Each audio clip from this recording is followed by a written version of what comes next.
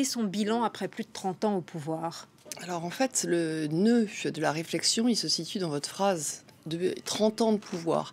30 ans de pouvoir qui, du coup, forcément, use un homme qui est à ce pouvoir, qui finit comme autocrate, complètement dans un régime autocratique. Ce qu'on lui reproche, puisque on va le sortir de facto, il est décédé maintenant à 95 ans, mais on a sorti un vieillard.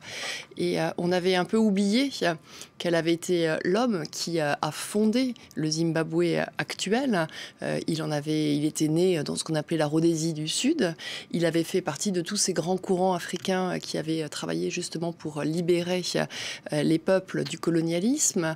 Il avait fondé ce pays à l'époque où Nelson Mandela faisait la même chose en Afrique du Sud. Il avait su tendre la main à ce moment-là à toutes les parties parce qu'il fallait effectivement que son pays avance. C'est lui qui n'a pas emprisonné, par exemple, le dernier patron de la Rhodésie du Sud, qui pourtant l'avait emprisonné pendant une dizaine d'années, parce qu'il fallait effectivement qu'il y ait un accord entre tous et que tout le monde se mette à travailler cette terre qui était le nouveau pays qui s'appelait le Zimbabwe. Donc on se souvient effectivement de cette partie-là.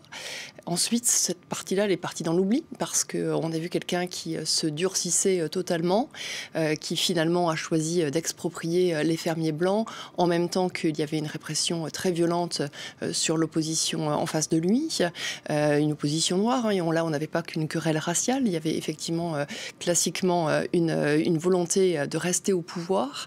Et là, on a vu aussi un homme qui a accepté la débâcle de son pays, clairement, de voir qu'on était passé dans un pays de violence et qui n'avait plus rien à voir avec ce qui avait été créé au départ. Quelle est la situation justement actuelle sur le plan économique et social au Zimbabwe? C'est clairement là où il y a la plus grande lacune et clairement là où on peut comprendre pourquoi est-ce qu'à un moment donné une population peut se soulever contre quelqu'un qui l'a mis dans une difficulté extraordinaire.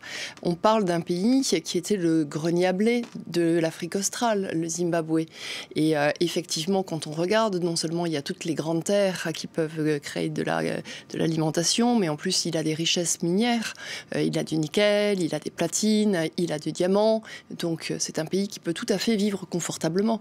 Or, aujourd'hui, quand on regarde les chiffres qui sont donnés, on a, sur une population de 16 millions de personnes, on a 4 millions qui sont en insécurité alimentaire. Enfin, quand on a su ce que c'était que la Rhodésie ou le Zimbabwe dans ces années florissantes et qu'on a 4 millions de personnes qui sont en insécurité alimentaire, c'est juste à proprement scandaleux. Donc, c'est vraiment cette question-là derrière. C'est comment est-ce qu'on remet l'économie en marche dans un pays qui a 90% de chômage, qui a une hyperinflation, qui a été drainé à un moment donné par justement les investissements chinois, mais maintenant tout ça stagne un peu. Et donc c'est effectivement tout le travail qui va être confié à son successeur. Sauf que c'était quelqu'un qui s'est opposé certainement à Mugabe par rapport à une querelle de pouvoir, pas forcément par rapport à ce qui s'est passé. Et ce qui s'est passé clairement au Zimbabwe, c'est à un moment donné un taux de corruption juste monstrueux qui empêche effectivement toute gouvernance et donc l'économie en paye le lourd prix. Et qui visiblement assure la longévité du pouvoir. Merci beaucoup Armelle Charrier pour votre décryptage. Merci à vous.